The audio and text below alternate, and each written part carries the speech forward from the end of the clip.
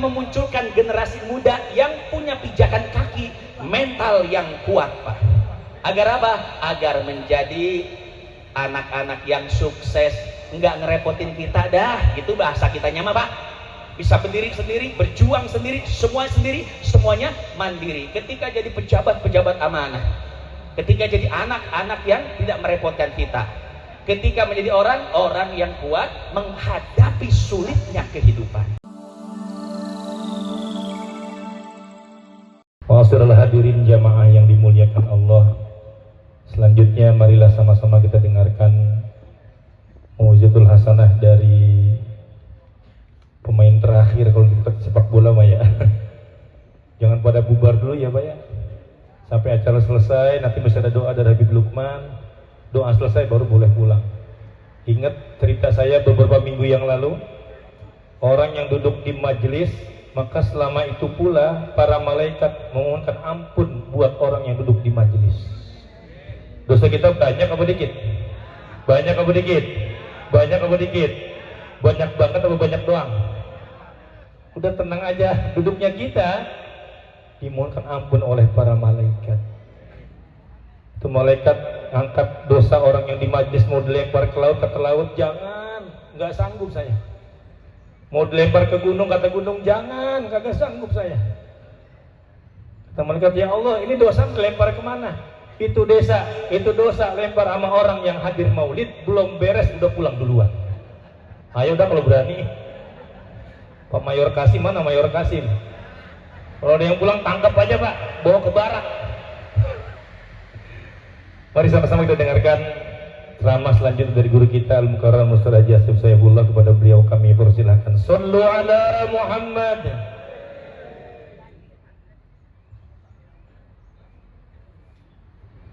Assalamualaikum warahmatullahi wabarakatuh. Bismillah walhamdulillah, wassalatu wassalamu ala rasulillah Muhammad bin Abdillah wa ala alihi wa sahbihi wa mawalah. Qala ta'ala wa dzakir fa inna dzikra tanfa'ul mu'minin.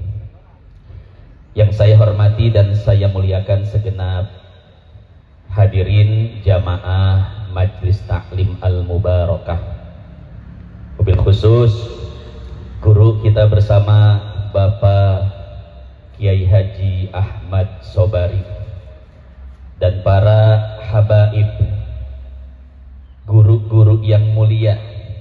Ada Habib Lukman, ada Habib Hadi, ada Habib Abu Bakar, dan para habaib yang lainnya.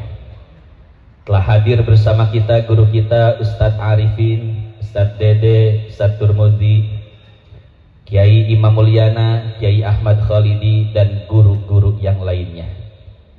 Wabil khususil khusus orang tua kita, sahibil majlis Bapak Haji Mokarto.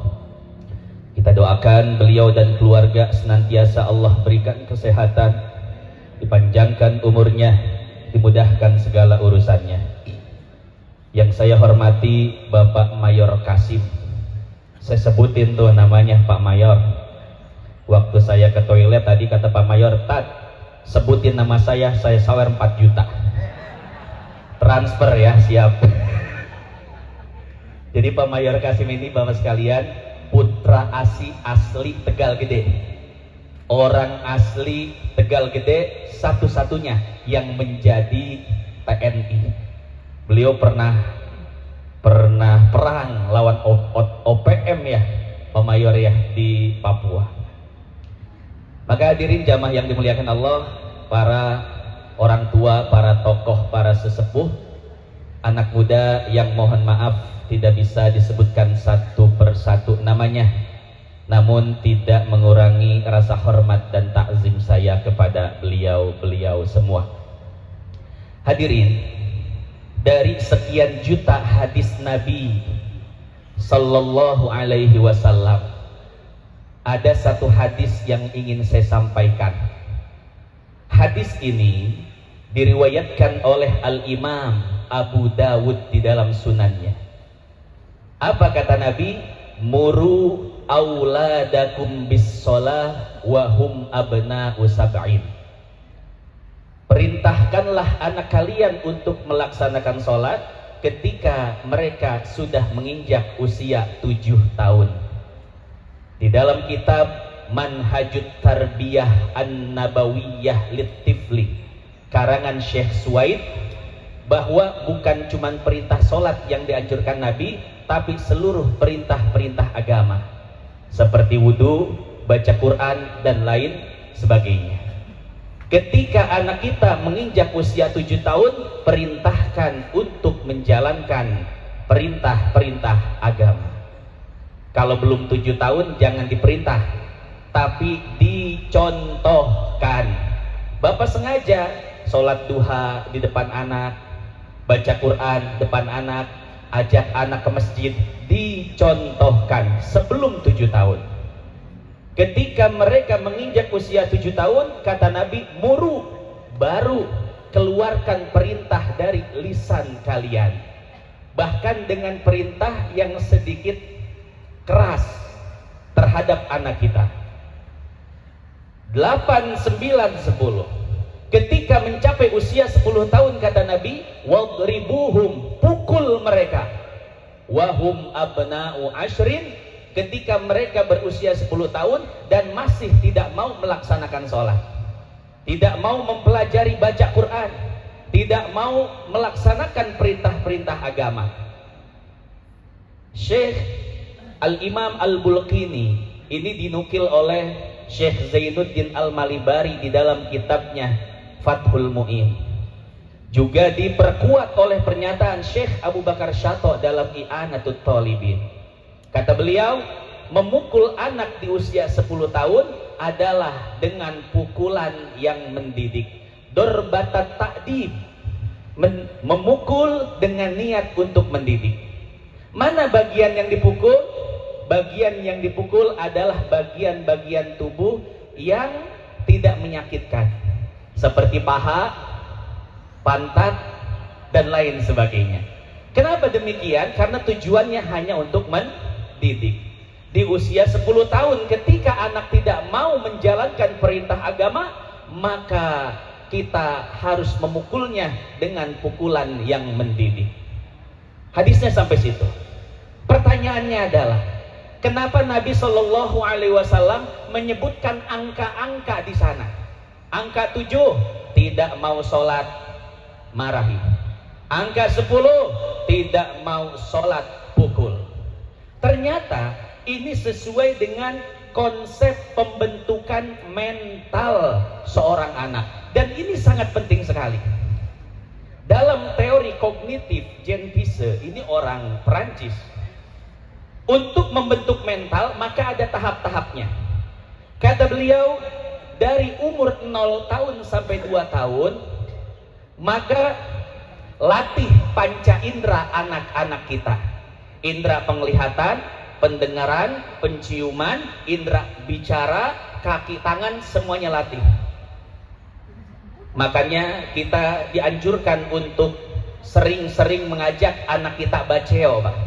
Apa itu baceo? Ngoceh. Biar anak kita ngoceh. Kita bantu ocehan anak dengan ocehan kita. Karena fenomena saat ini adalah banyak anak-anak yang mengalami speech delay. Apa speech delay, Pak? Telat ngomong.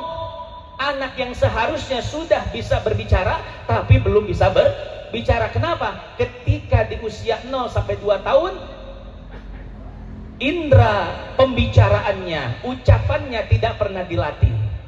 Siapa yang harus melatih? Terutama bapaknya, Pak. Bapaknya harus sering-sering ajak ngomong dan lain sebagainya. Indera yang ada di kaki, kemudian yang ada di tangan, semua harus dilatih. Makanya anak saya ketika mencapai usia 1 tahun, 1 tahun setengah, saya kasih spidol. Biar apa? Biar dia bisa memegang pensil dan spidol, akhirnya lancar megangnya. Pertama emang di buku, kedua di buku gambar. Ketiga di tembok, Pak, Masya Allah, tembok rumah saya sekelilingnya coretan dia semua. Gak apa-apa, bisa dicat. Yang penting sensorik anak kita berjalan dengan normal. Umur 0 sampai 2 tahun latih panca inderanya. Umur 2 sampai 7 tahun maka latih cara berpikirnya dengan cara berpikir simbolis. Artinya apa? Artinya buat anak bisa menceritakan sesuatu. Anak kita kasih lihat gajah. Setelah anak kita melihat gajah, kita minta dia ceritakan pada kita. Kalau dia bisa menceritakannya, berarti perkembangan mentalnya normal, Pak. Oh, gajah itu binatang besar, telinganya besar, belalainya panjang. Kalau dia bisa mendeskripsikan, mentasawurkan, menggambarkan, berarti perkembangan mentalnya dia sudah bisa berpikir secara simbolis. Kemudian kata Jenkins, dari umur 7 tahun sampai 12 tahun. Ini berarti umuran anak apa? SD. 7 masuk SD, 12 lulus SD. Di usia itu anak harus bisa berpikir secara logis. Artinya apa? Harus bisa berpikir yang masuk akal. Sudah bisa membedakan mana yang baik, mana yang benar. Bahasa fikihnya sudah tamyiz. Man farraqa bainat tamroh wal jamroh. Anak yang sudah bisa membedakan mana kurma dan mana bara. Sudah bisa membedakan mana bohong, mana jujur. Sudah bisa membedakan mana benar, mana salah. Saya ngetes 2 orang anak. Saya bilang sama 2 anak ini, hei kalian berdua. Tadi saya bilangnya Buya, Pak, karena satu anak saya, satu anak saudara saya. Buya, tapi bapak mah jangan ngikutin. Nanti jadi buaya saya, Pak. Buya atau saya ada bahasanya. Saya selalu ngerang, pokoknya jangan panggil saya buaya, Pak, gak enak. Ilmu belum apa-apa, bini masih 1. Syarat Buya bini 4, Pak. Wow, ada tingkatannya itu. 1 ustadz, 2 kiai, ajengan 3, 4 baru Buya. Ya, saya ini masih kelas-kelas ustadz tipis ya, begitu ya. 2 orang anak, tadi saya ngelihat gajah terbang. Anak saya bilang apa? Gak mungkin, boy, kan gajah nggak punya sayap. Betul. Tapi anak yang satu lagi bilang apa? Iya, Buya, aku juga ngelihat ikan hiu pakai sepatu. Akhirnya ini anak dibawa ke psikolog. Kata psikolog apa? Pak, mohon maaf, ini anak umurnya aja 9 tahun tapi mentalnya 2 tahun. Bayangkan, Pak, jauh nggak? Umur ruhnya, umur mentalnya dengan umur usianya jauh nggak? Jauh, Pak. Saya teliti kenapa bisa seperti itu. Ternyata terpengaruh dari tontonan-tontonan yang ada di YouTube. Apa tontonan di YouTube? Pertama, Speedy Toilet. Bapak tahu Speedy Toilet? Nonton dah, Pak, seru. Jadi ada toilet, ada mukanya, ada bibirnya, bisa ngomong. Kadang toiletnya terbang, kadang toiletnya perang dunia toilet, Pak. Perang dunia toilet, Masya Allah, luar biasa. Ada lagi brain rot, apa? Yang kayak tungtung sahur, hiu pakai sepatu, pohon kaktus main tinju. Betul ya? Karena sebab tontonan-tontonan itulah merusak daripada mentaliti anak kita. Anak yang seharusnya bisa berpikir logis di usia seperti itu, malah dia berpikir secara imajinatif. Imajinasinya banyak sekali. Nah, maka hadirin jamaah yang dimuliakan Allah, ini harus jadi perhatian kita. Kenapa demikian? Nanti akan saya jelaskan apa konsekuensinya. Sampai umur 12 tahun harus bisa diasah berpikir logis, masuk akal. Di atas 12 tahun umur SMP, SMA, seorang anak seharusnya sudah bisa berpikir kritis. Di Perancis anak SMP udah bisa debat, Pak. Udah bisa debat, udah bisa berpikir kritis. Di Indonesia SMP TikTok, ya betul, joget-joget anak, coba lihat, dan lain sebagainya. SMA-nya tawuran, betul ya, dan lain sebagainya. Di Perancis anak SMP bisa debat, SMA udah bisa merintis karir, bisnisnya udah ada, udah punya investasi, Pak. Ketinggalan jauh kita. Betul, secara spiritual kita bermaulid Nabi Shallallahu Alaihi Wasallam. Secara spiritual kita kuat dalam beragama, karena itu memang ciri khas filsafat timur, kuat spiritualnya, betul. Cuman ada yang perlu kita perhatikan, apa? Pendidikan mental. Karena Nabi Shallallahu Alaihi Wasallam ketika diutus ke Mekah dakwah 13 tahun, yang pertama kali disampaikan bukan sholat, zakat, puasa, haji, bukan. Pertama kali misi dakwah Nabi di Mekah adalah pembentukan mental. Mental orang-orang Mekah bobrok, mental orang-orang Mekah lemah, hancur. Takut anaknya nggak makan, anaknya dibunuh. Takut malu punya anak perempuannya dikubur. Lemah mentalnya, selalu lari dari masalah. Itulah konsekuensi ketika mental tidak sesuai dengan pertumbuhan usianya. Ketika anak itu punya masalah, maka dia akan lari dari masalahnya. Ada masalah lagi, lari lagi. Masalah lagi, lari lagi. Ketika dia sekolah, di sekolahnya ada masalah, pindah sekolah. Ada masalah lagi, pindah sekolah lain. Masalah lagi, begitu pindah-pindah. Ketika anak dipesantrenkan, ada masalah di pesantren, pindah pesantren lain. Ada masalah lagi, pindah lagi. Begitu seterusnya. Sehingga dia dewasa usianya, tapi mentalnya, ruhaninya masih kecil. Bayangkan Pak, dia menikah, punya masalah rumah tangga, cerai, cari cewek lain, nikah lagi, masalah lagi, cerai lagi, nikah lagi, masalah, cerai lagi. Bisnis sama seperti itu, hidupnya tidak memiliki pijakan mental yang kuat. Maka bukan cuma intelektual, anak hafal ini, anak hafal itu, anak juara ini, anak juara itu. Yang perlu kita tekankan adalah pendidikan mental. Anak wani ente menghadapi kerasnya kehidupan itu, Pak. Hidup ini keras, hidup ini sulit. Didik anak untuk wani menghadapi hidup. Aku berani menghadapi hidup. Aku berani menghadapi takdir. Takdir buruk, takdir baik akan aku tanggung. Kenapa? Inilah hidupku. Kalau anak sudah bisa ditekankan mentalnya, Masya Allah, luar biasa. Sesungguhnya itulah adalah misi baginda Nabi besar Muhammad. Karena orang itu ada yang usianya tua, tapi mentalnya anak kecil banyak. Ada orang yang usianya masih kecil, mentalitinya melebihi usianya. Bahasa ilmu arwah, bahasa ilmu ma'rifatnya adalah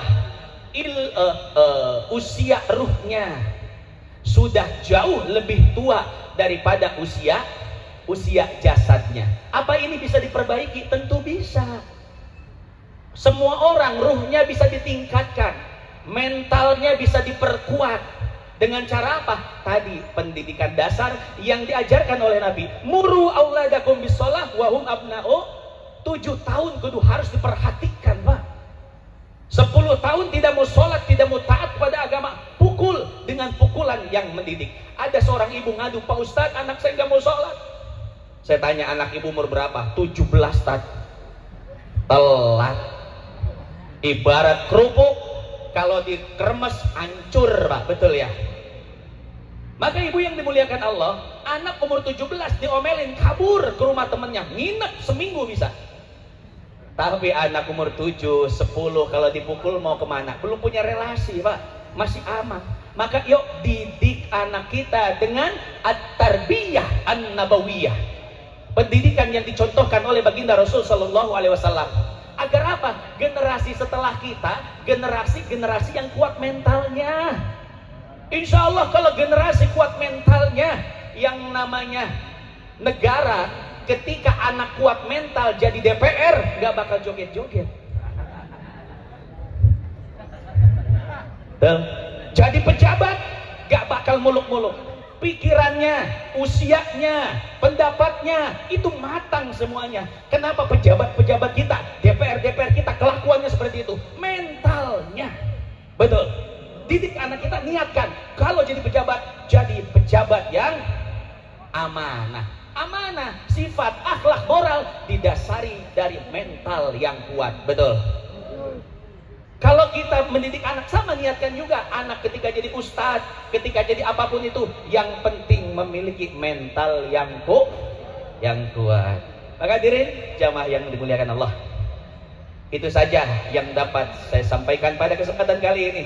karena banyak yang dilupakan oleh orang tua, pendidikan mental.